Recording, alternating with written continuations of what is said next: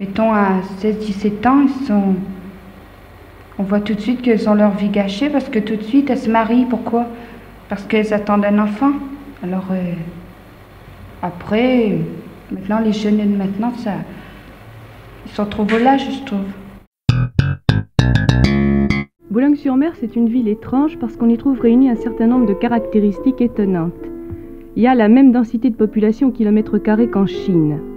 C'est la plus forte natalité de France et sur 208 000 habitants, 40% ont moins de 20 ans et pratiquement aucune autre ressource professionnelle que les métiers du poisson. Oui, c'est le plus grand port de pêche de France, je crois. C'est le plus grand port de pêche de France et c'est la seule ressource de la ville. On ne peut travailler que dans les conserveries ou dans la pêche. Alors vous êtes donc allé à Boulogne. Et alors? Je suis allée à Boulogne et ce que j'ai vu surtout sont des jeunes filles. L'essentiel du personnel des conserveries est constitué de jeunes filles qui ont entre 15 et 20 ans. Pour des raisons faciles à comprendre, elles font autant de travail que les adultes et on les paie beaucoup moins. Oui, parce que c'est un travail, je crois, saisonnier, et en plus de ça, elles sont mineures. Elles sont mineures. Elles viennent là immédiatement après le certificat d'études. Elles n'ont d'ailleurs pas le choix, puisque dans la plupart des familles, il y a 4 ou 5 enfants, un salaire moyen de 50 000 francs par mois, donc si les enfants ne travaillent pas, on peut juste manger. Et elles travaillent combien d'heures par jour? Au minimum 9 heures, dans une saison normale. Au plus fort de la saison, ça peut atteindre 11 heures ou 12 heures quelquefois. Et elles font ça, ce qu'on les voit en train de faire. Et elles font ça. Elles découpent le poisson, elles le préparent, elles font ce qu'on appelle lever les filets, et elles le mettent en boîte. Alors tout ça se passe avec les pieds dans l'eau et les mains dans la glace. Alors quel est le premier problème auquel vous avez pensé et à propos duquel vous les avez interrogées? Évidemment, leurs conditions de travail.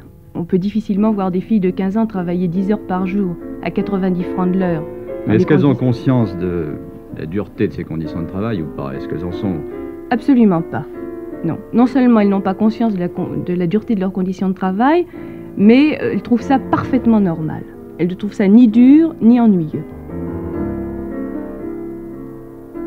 Mademoiselle, vous avez quel âge? 16 ans et demi. Pourquoi avez-vous arrêté vos études? Ça me plaisait pas. Je préférais quitter tout de suite après le certificat. Et vous préfériez travailler dans la conserverie plutôt que de continuer vos études? Oui. Pourquoi? Mais je trouve qu'on est mieux parce qu'à l'école, toujours étudier, tandis qu'au travail, on est libre. Vous n'êtes pas libre puisque vous y allez à 8 h le matin, vous en sortez à midi. Vous allez à 2 heures, vous en sortez à 7 heures. Ah oui, on est quand même plus libre qu'à l'école, parce qu'à l'école, on est toujours assis, on n'a pas le droit de parler, tandis qu'au travail, on chante, on parle, tout ça. Vous voulez vous marier? Ah oui. On se marie jeune, à Boulogne. Ah oui, mais moi, je n'ai pas l'intention de me marier jeune. Pourquoi? Oh ben, on a assez de preuves, tous les jeunes qui se marient, mettons à 16-17 ans, on voit tout de suite qu'elles ont leur vie gâchée parce que tout de suite elles se marient. Pourquoi? Parce qu'elles attendent un enfant. Alors après, maintenant les jeunes de maintenant, ils sont trop volages, je trouve. Trop volages? Oui, enfin, il y en a qui prennent le premier venu. Il y en a qui disent, tiens, celui-là me plaît, bon, on se plaît, ça y est, c'est dans la manche, on y va, c'est tout. On se marie, après, je trouve ça dégoûtant. Et après, que se passe-t-il pour elles une fois qu'elles sont mariées? Alors, elles sont complètement perdues. Complètement. Moi, j'ai une preuve, ma sœur, qui a 19 ans, s'est mariée à 17 ans. Elle attendait une petite fille. Puis maintenant, enfin, on ne peut pas dire que ça va beaucoup, mais elle aurait préféré, elle regrette, elle aurait préféré rester comme nous, quoi, avoir le droit de sortir, parce que quand on est marié, on ne peut pas sortir, on peut pas... Si on peut sortir, mais quand même pas, on n'a pas sa liberté complète. Alors elle nous envie. Alors on préférait être comme nous, quoi. Est-ce que vous aimeriez quitter Boulogne? Oui, j'aimerais bien. Pour aller où? À Paris? Oui, Paris, bien sûr, mais il y a peut-être un moyen d'être moins isolé qu'elle. Oui, bien sûr, il y a les syndicats. Seulement pour la plupart, elles ne savent même pas ce qu'est un syndicat. À Boulogne, la CGT, qui est le plus important, n'a que 18 adhérents actifs dans les conserveries. Enfin, voici une syndicaliste. En voici une, elle a 23 ans, elle est mariée, et je crois que c'est la plus consciente de toutes celles que nous ayons rencontrées. Dans la salaison, c'est très pénible, mademoiselle. Vous avez commencé à quel âge alors exactement? La salaison, j'ai commencé à travailler, j'avais 15 ans. C'est une vie très fatigante, je crois qu'elle a des conséquences terribles sur la santé des ouvrières. Il y a beaucoup de cas de maladies. Oui. Vous en avez connu beaucoup autour de vous? Oh, l'hiver, énormément. Les personnes, des petites jeunes filles de 15, 16 ans, 14 ans même à l'occasion, qui n'ont jamais travaillé dans la glace. Automatiquement, elles sortent de l'école, tombent couramment en syncope. Vous venez d'avoir un petit bébé et vous avez eu beaucoup de problèmes avant d'avoir ce bébé. Est-ce que vous pensez que c'est dû à vos conditions de travail? Si, c'est une chose qui est très pénible de travailler comme cela parce que nous soulevons des choses très lourdes, des coffres quelquefois qui montent à 40, 45, 50 kilos. Nous sommes deux femmes à le soulever et c'est ce qui est très pénible pour une femme en chemin de famille. Remarquez qu'à la fin de la grossesse, les patrons exigent qu'il y ait une personne pour vous donner un coup de main, qui porte le coffre à votre place. Mais il y a des maisons où cela n'est pas courant. Et votre mari, combien gagne-t-il? Mon mari gagne en moyenne, c'est 50, 55 000 francs. Donc si vous ne travaillez pas vous n'arriverez jamais à boucler votre budget? À boucler notre budget, c'est impossible. La vie est très chère ici à Boulogne. Vous avez pu quand même vous acheter du matériel électroménager, un réfrigérateur, une télévision? Oui, mais avec combien de sacrifices? Comment avez-vous fait? Oh, ben, j'ai mon mari qui s'est très sacrifié au début du mariage. Il a travaillé nuit et jour. Il travaille comme docker. Alors la nuit, il fait décharger le poisson. Et au matin, à 8 heures, il reprenait au commerce. Ça a duré pendant 2 ans et demi. Et mon mari était obligé d'arrêter parce qu'il est tombé malade aussi. J'aimerais aussi savoir, vous avez eu quelque chose de très particulier qui se rencontre peu à Boulogne. Vous êtes une militante syndicaliste. Oui, mademoiselle. Comment êtes-vous arrivée à militer à la CGT? J'ai arrivé à militer à la CGT en travaillant dans la nouvelle maison où je suis là depuis, ça va faire 2 ans au mois de décembre. Ce sont des personnes qui se sont réunies dans une réunion. Je ne m'en occupais pas du tout, étant donné que j'étais la nièce d'un prêtre. Je ne m'occupais nullement de cela. Et des personnes nous ont dit oh, il faut se débrouiller parce qu'il faut se défendre contre les patrons. On va faire un syndicat. J'ai dit c'est normal, défendez-vous. Et où je travaille, il n'y a pas eu beaucoup de femmes qui étaient d'accord pour se mettre déléguées au syndicat. Alors des personnes à la cave avec nous, au Rollmops, m'ont dit bah, écoute, c'est toi, on a choisi que tu sois déléguée, est-ce que tu veux bien? J'ai dit écoutez, c'est une responsabilité toute particulière. Je ne voudrais pas vraiment me mettre dans vos roues. Je suis la dernière rentrée du magasin, je ne veux pas être dans ces choses. Et ils m'ont dit oh si tu arriveras à nous défendre, il y a comme ça que je suis partie dans le syndicat. Autrement, le syndicat continue, mais avec des hommes qui n'ont pas l'air de vouloir se débrouiller énormément. Vous pensez que quand les femmes ont quelque chose à réclamer, elles ont plus de courage pour le réclamer que les hommes? Oui, mademoiselle, énormément. Une femme, dans certains points, une femme aura plus facilité à avoir contact avec son patron qu'un homme. Un homme se dérobera certainement beaucoup plus. Ils sont toujours à dire oh, on va faire ceci, cela, mais je crois que les paroles, oui, d'accord, mais l'action, pas du tout. Est-ce que les jeunes filles qui travaillent avec vous, qui sont plus jeunes, manifestent la même volonté de se défendre et d'essayer d'améliorer leurs conditions de travail? Il y a certaines jeunes, quand vous leur parlez, oui, elles veulent bien se défendre, mais il faut d'abord demander à papa, à maman, ce qui est chose normale pour des jeunes filles. Mais autrement, si vraiment toutes les jeunes filles voulaient se donner, réfléchir un petit peu pour certaines choses, eh bien, je suis sûre et certaine que les jeunes, de maintenant, arriveraient beaucoup mieux à se défendre pour le question de gain. Et vous pensez qu'on peut mener cette vie-là en travaillant autant qu'on peut travailler pendant très longtemps, sans que ça craque un jour? Oh, si, un jour la santé en prend un coup et ça craque. Mais autrement, tout le temps qu'on peut le faire, on le fait. Est-ce que vous avez déjà fait des projets d'avenir pour votre petite fille? Oh, écoutez, là, 3 semaines, 5 semaines exactement, il y a 3 semaines que je suis rentrée.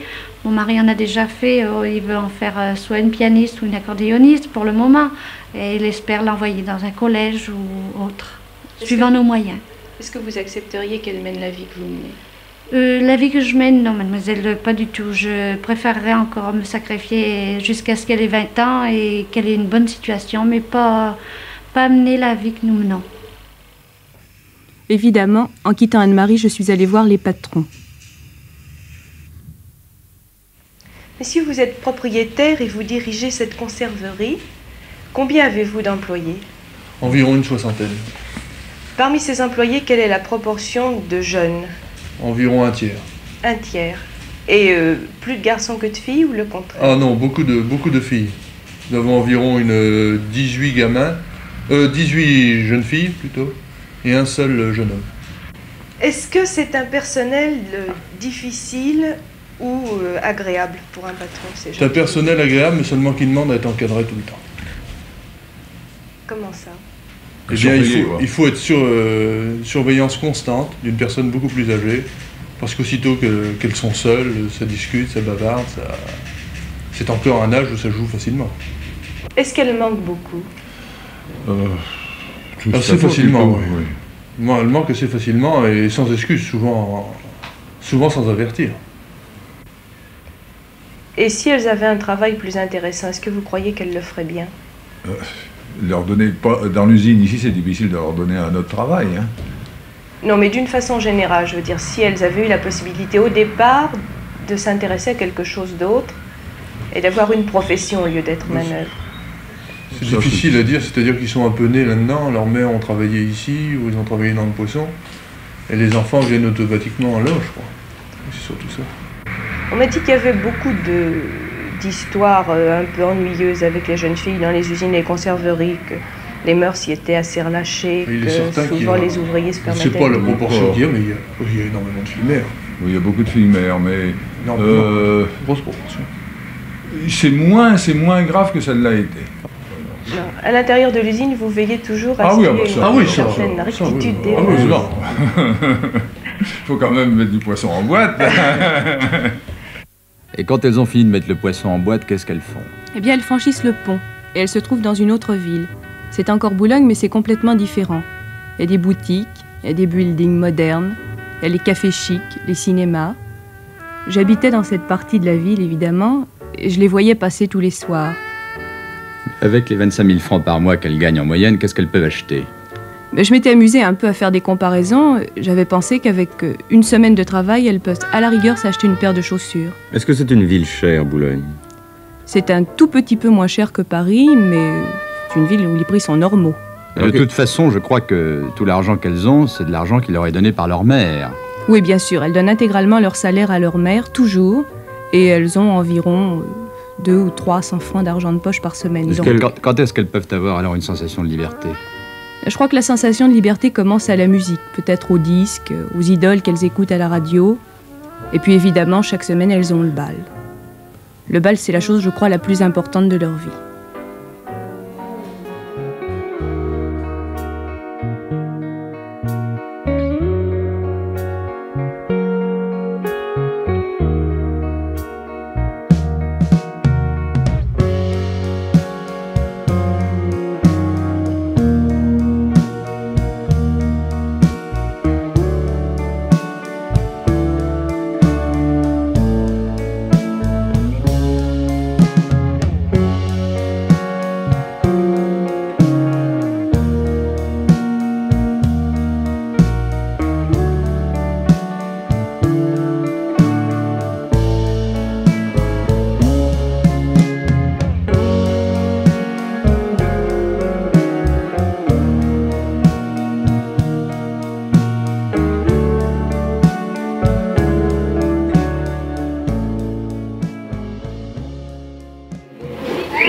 parents vous autorisent à venir au bal? Oui. Est-ce qu'ils n'ont pas peur pour vous des mauvaises rencontres? Oui. Enfin, ils me préviennent toujours, quoi. Faire attention. Que vous disent-ils?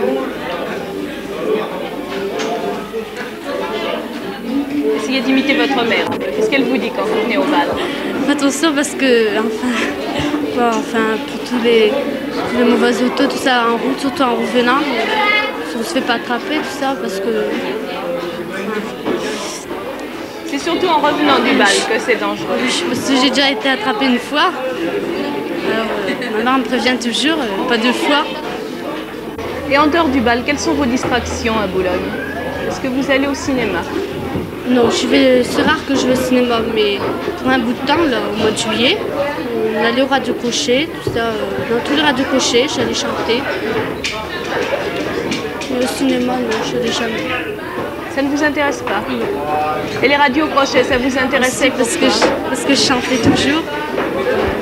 Parce que vous aimez chanter?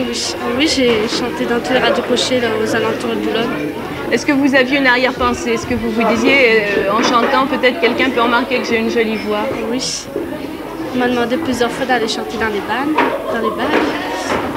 Mais j'ai refusé parce que j'avais pas de camarades, tout ça, pour y aller. Maintenant, je regrette. Mais... Et vous arrive de rêver, d'imaginer que vous devenez une grande chanteuse? Oui. Alors comment c'est ce rêve? Je m'imagine d'être comme tous les jeunes là, qui passent ça à la télé, tout ça au poste, tout ça. Imaginez ça. Vous aimeriez ça?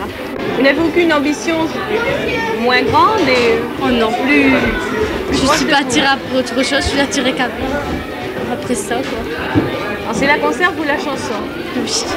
Et en attendant, vous subissez la conserve? Oui. Mais en dehors du bal, alors, qu'est-ce qu'elles peuvent faire? Parce qu'elles vont très peu au cinéma, elles ont des moyens financiers limités. Qu'est-ce qu'il y a d'autre alors que le bal? Je crois qu'il n'y a rien. Et en plus de ça, le bal, c'est aussi assez limité parce que le rêve qu'elles nourrissent 5 heures par semaine est très vite déçu. D'abord, comme vient de vous le dire la jeune fille que vous avez vue, la sortie du bal, c'est très dangereux. Il faut fuir les dragueurs, et les dragueurs à Boulogne, après quelques verres de bière, sont souvent un peu expéditifs. D'autre part, à force de voir toujours les mêmes visages, les mêmes paysages, certaines finissent par se sentir prisonnières. Vous allez voir Jenny. Jenny, on a eu très nettement l'impression qu'à la première occasion, elle s'enfuirait. On ne sait pas très bien où, elle non plus, mais il est sûr qu'elle partira.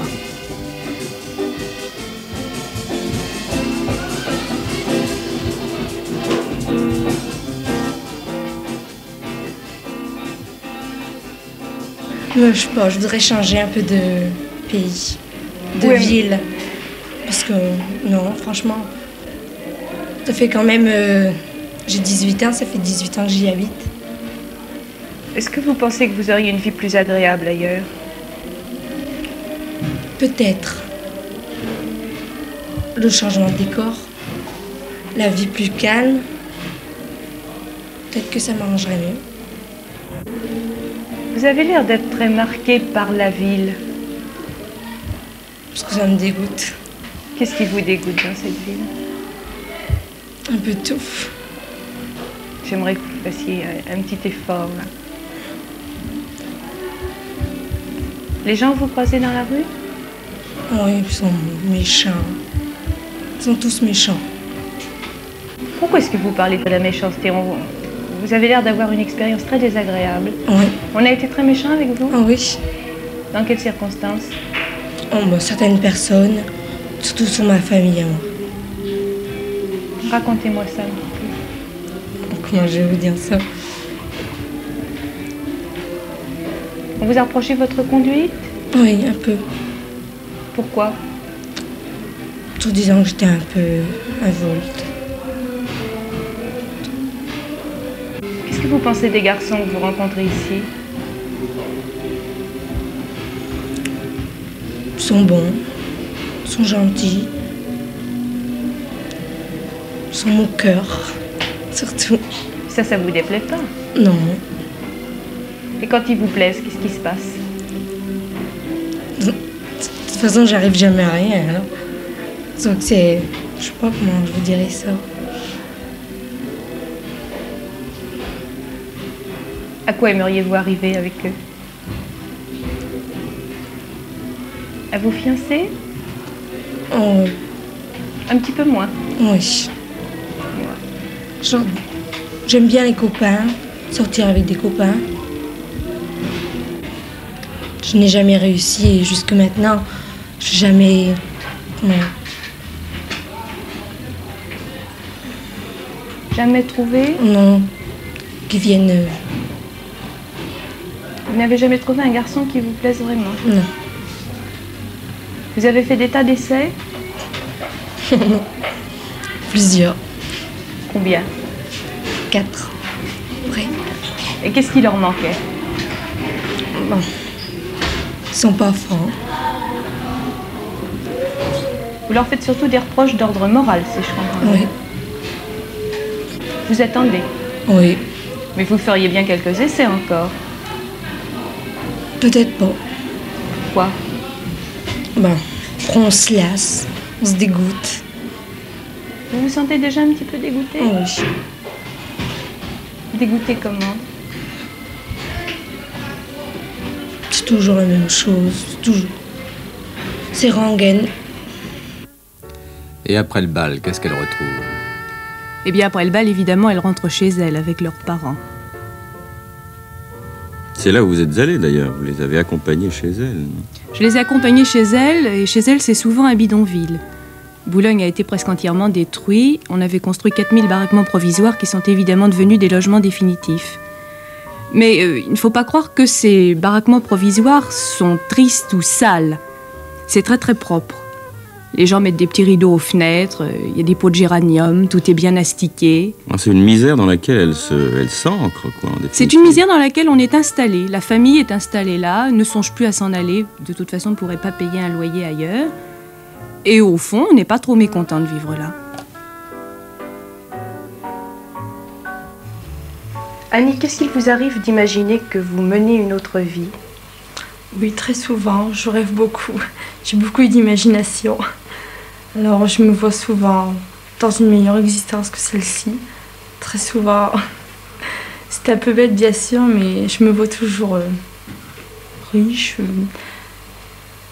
aisée. Tout. Comment vous la voyez exactement, cette existence?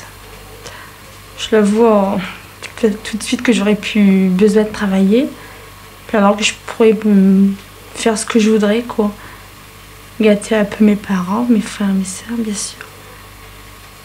Et avoir une jolie maison? Oh oui, surtout. Et quoi encore? Voiture. Si ça serait possible, bien sûr. J'aime bien avoir une belle villa au bord de la mer. Et comment envisagez-vous votre avenir, Annie? Est-ce que vous avez l'intention de travailler toujours de cette façon? Oh oui, toujours. Vous aimez le travail que vous faites? Oui, il me plaît beaucoup.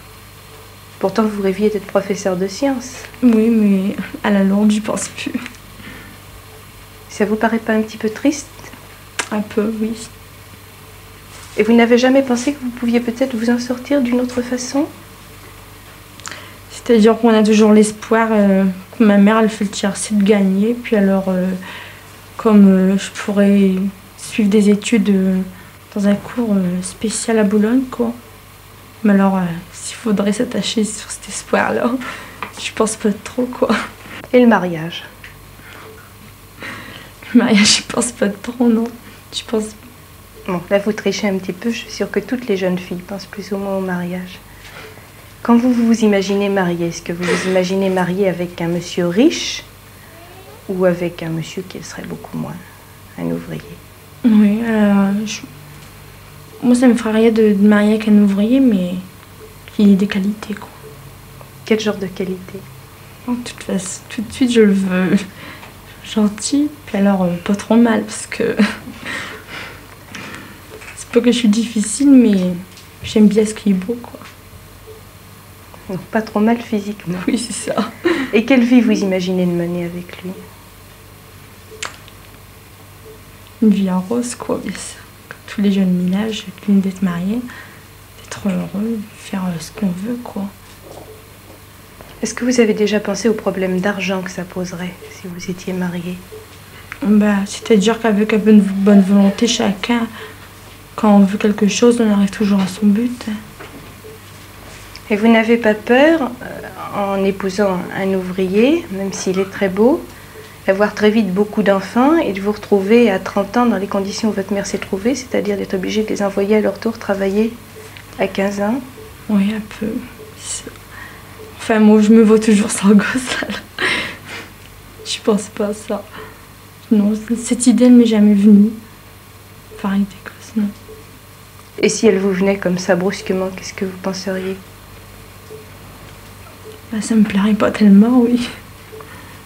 Enfin, j'essaierai de les élever le mieux possible, comme ma mère, elle l'a fait. Je n'aurais pas d'autre solution, quoi. Quel âge avez-vous? J'ai 16 ans et demi.